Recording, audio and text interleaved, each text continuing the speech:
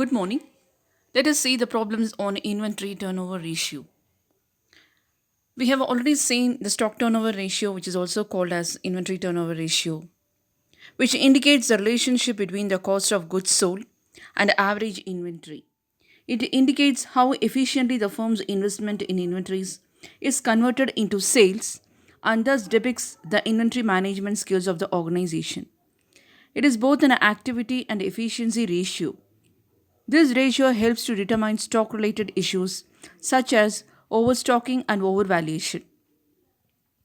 So, we already know that stock turnover ratio is equal to cost of goods sold divided by average inventory.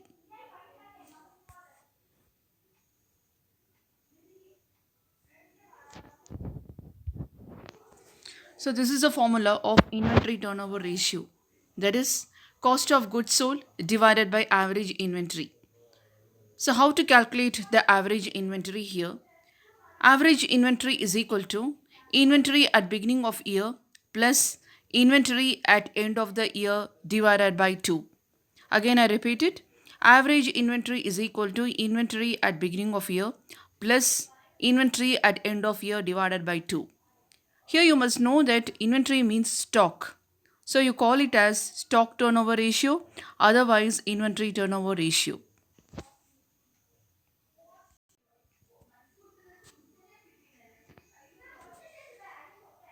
Let us see a sum from this. In the sum of calculation of inventory turnover ratio. Here, Dina's a company balance sheet and income statement is given here. The left hand side shows Dina's balance sheet as well as the income statement is shown in the right hand side. Let me read out the question. So when I read out the balance sheet, the first one comes assets. Here it is given 31/12/2018 and 31/12/2017. So the opening balance sheet is from 31/12/2017 and the closing balance sheet is from 31/12/2018. You must understand that first. Now let me read out the assets. Fixed assets is 2,01,000 and 2,37,000. Land 10,000, 30,000. Buildings 1,50,000 and 1,50,000. Accumulated depreciation on buildings is 40,000 and 20,000. Equipment 1,01,000 and 89,000. Accumulated depreciation on equipment is 20,000 and 12,000. Current assets is 1,34,200 and 1,48,200. Bank 44,000, 22,000. Accounts receivable. Accounts receivable is 26,000 and 28,000. Inventories. Inventories is stock on hand. That is inventories where I have marked in red letter is 60,000 and 90,000. And prepaid expenses is 4,200 and 6,200. Total assets 3,35,200 and 3,85,200. So here the income statement 31st December 2018. Revenue is 8 lakhs, which means income. Cost of goods sold is 4,75,000. Operating expenses 2,20,000. Interest expenses is 8,000. Loss on sale of equipment 2,000. Income from operations is 95,000. Income tax expenses is 38,000. Net income is 57,000. So we all know that inventory turnover ratio, the formula. Here, the cost of goods sold is very important as well as the inventories, the stock on hand. Both the inventories is given as 60,000 and 92,000. Let me see the sum in detail. So, the cost of goods sold divided by average inventory. That is a formula for stock turnover ratio. Cost of goods sold is already given where I have marked it in the red. Red mark I have given it. There it is given as cost of goods sold divided by average inventory. So cost of goods sold is totally 4,75,000. Directly it is given. And average inventory you have to find it out. So average inventory is opening inventory and closing inventory, add it. So 60,000 plus 92,000 divided by 2. So that is equal to 7,600. Inventory turnover ratio is equal to cost of goods sold is 4,75,000 divided by average inventory where you have found it now, that is 76,000. So 4,75,000 divided by 76,000 is 6.25. So again I repeat the sum. Cost of goods sold is already given in the income statement. You can see it in the right hand side in the red mark, which is 4,75,000. Now you have to find only the average inventory. So average inventory is equal to 60,000 plus 92,000 divided by 2. That is a formula. Opening inventory plus closing inventory divided by 2. So when you're adding both, you will be getting 76,000. So inventory turnover ratio is equal to 4,75,000 divided by 76,000. That is 6.25 times. This is what inventory turnover ratio.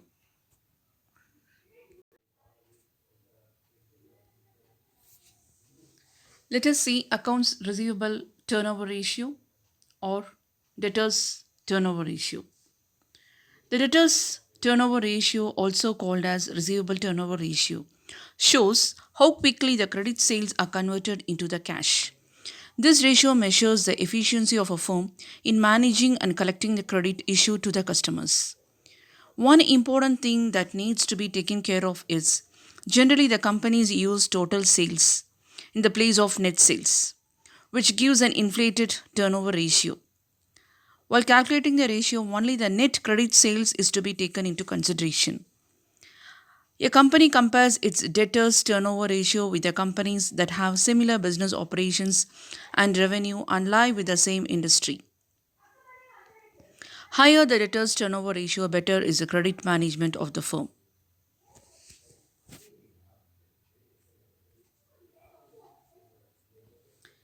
Let us see the definition of debtors turnover ratio. Debtors turnover ratio indicates the velocity of debt collection of a firm. In simple words, it indicates the number of times average debtors receivables are turned out during a year. The formulas for debtors turnover ratio is equal to debtors turnover ratio is equal to credit sales divided by average receivable.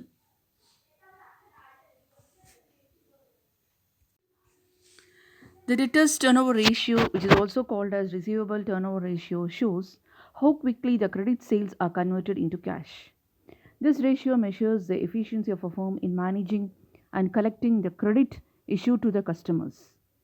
One important thing that needs to be taken care of is generally the companies use total sales in the place of net sales, which gives an inflated turnover ratio. While calculating this ratio, only the net credit sale is to be taken, which I have already said. So, a company compares its debtors turnover ratio with the companies that have similar business operations and revenue and lie with the same industry.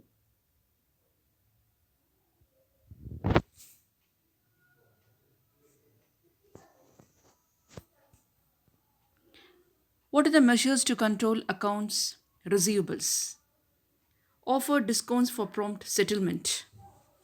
Send statements timelessly. Use reminder options like such as emails. Charge interest on overdue accounts. Reduce credit limits. Freeze available credit altogether on certain accounts. Hand over errant accounts for collection.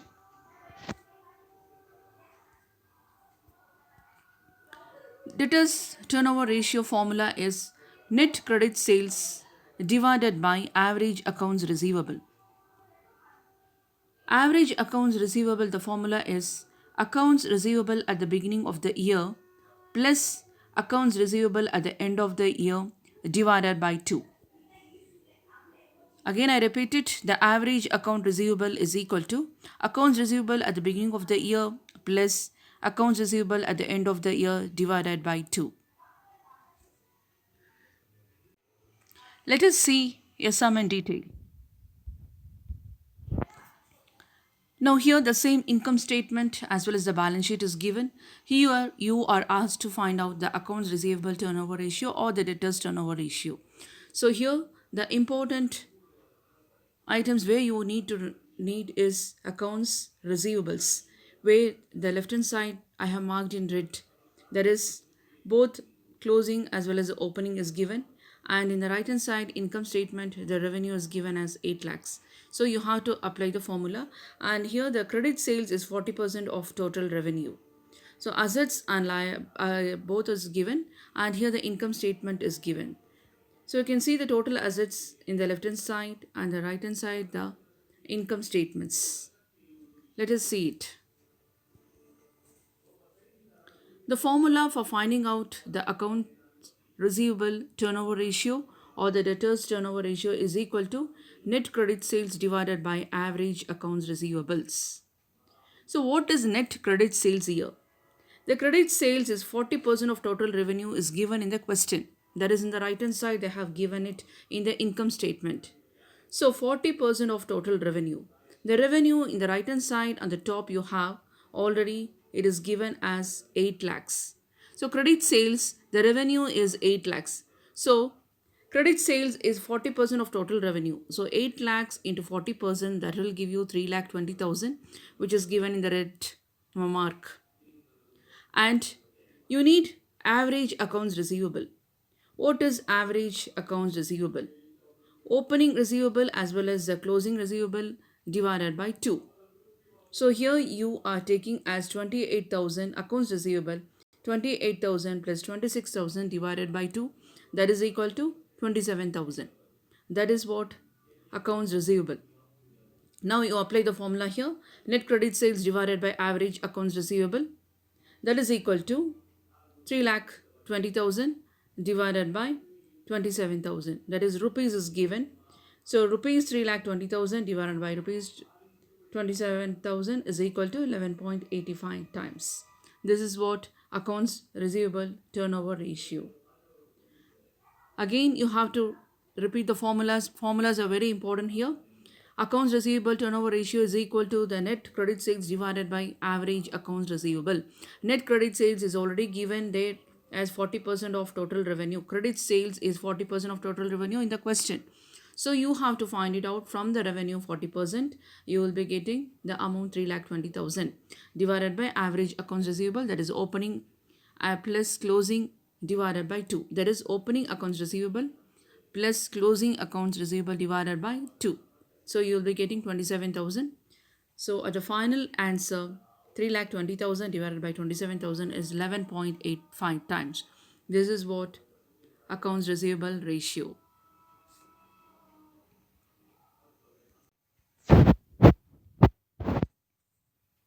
You had seen the accounts receivable payable turnover ratio.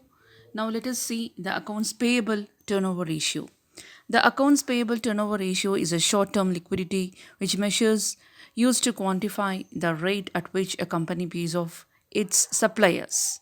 Accounts payable turnover ratio shows how many times a company pays off its accounts payable during a period. A company wants to generate enough revenue to pay off its accounts payable quickly, but not so quickly the company misses out on opportunities because they could use the money to invest in other endeavors. The accounts payable turnover ratio shows the investors how many times per period a company pays its accounts payable. The ratio measures the speed at which a company pays its suppliers. Accounts payable is listed on the balance sheet under current liabilities. Investors can use the accounts payable turnover ratio to determine if a company has enough cash or revenue to meet its short term obligations. Creditors can use the ratio to measure whether to extend a line of credit to the company. A decreasing account payable turnover ratio indicates that a company is taking longer to pay off its suppliers than in previous periods. The rate at which the company pays its debts could provide an indication of the company's financial condition. A decreasing ratio could signal that a company is in financial distress. A decreasing ratio could also mean the company has negotiated different payment arrangement with its suppliers. When the turnover ratio is increasing, the company is paying off its suppliers at a faster rate than in previous period. An increasing ratio means the company has plenty of cash available to pay off its short-term debt in a timely manner. As a result, an increasing accounts payable turnover ratio could be an indication that a company is managing its debts and cash flow effectively. An increasing ratio over a long period could also indicate the company is not reinvesting back into its business, which could result in lower growth rate and lower earnings for the company in the long term. Ideally, a company wants to generate enough revenue to pay off its accounts payable quickly, but not so quickly the company misses out on opportunities because they could use the money to invest in other endeavors. So here let us see. The ratio basically measures how many times on average in a given period an entity pays to its creditors. A higher turnover ratio indicates that the entry is paying its creditors. That is, entity is paying its creditors more times in the period. Entities with greater negotiation powers may be able to secure favorable credit terms with their suppliers, which means that they will more days to settle. That means they will take more days to settle accounts with suppliers. As a result, their creditors turnover ratio may be low. Caution could, however, be exercised because a low creditors turnover ratio could sign as well as give a signal liquidity problems to suppliers as well as the potential investors.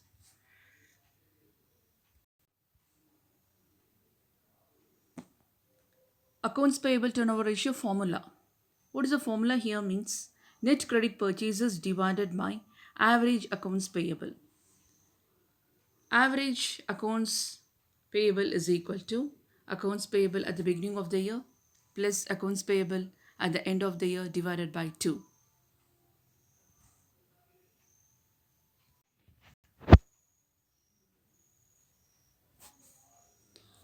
Calculate the accounts payable turnover ratio of the company. So here the Dina's company's balance sheet is given, the income statement is given. You need to calculate the accounts payable turnover ratio.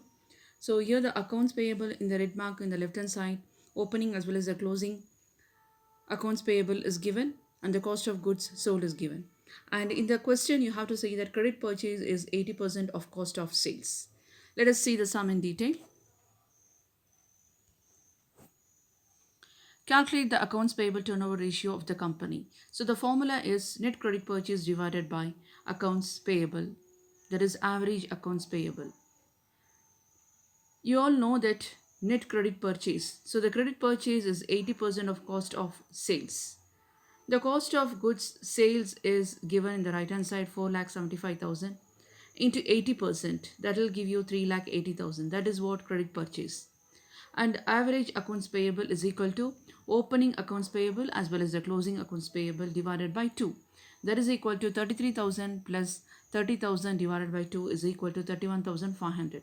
So your final answer is accounts payable turnover ratio is equal to 3,80,000 divided by rupees 31,500. That is equal to 12.06 times. This is what the calculation of accounts payable turnover ratio of a company.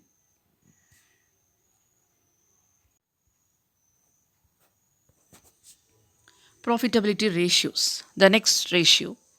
Profitability ratios are matrices that assess the company's ability to generate income relative to its revenue, operating costs, balance sheet, assets, or shareholders' equity.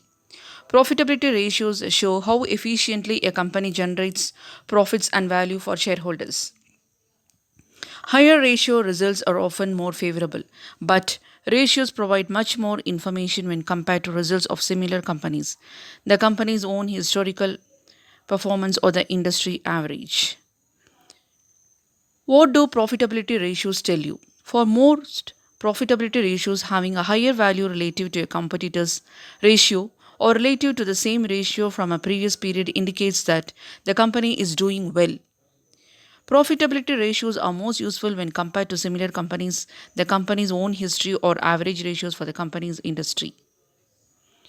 For example, the gross profit margin is one of the most used profitability or margin ratios. Some industries experience seasonality in their operations, such as retail industry. Retailers typically experience significantly higher revenues and earnings during the year-end holiday season. It would not be useful to compare a retailer's fourth quarter gross profit margin with its first quarter gross profit margin because they are not directly comparable. Comparing a retailer's fourth quarter profit margin with its fourth quarter profit margin from the previous year would be far more informative.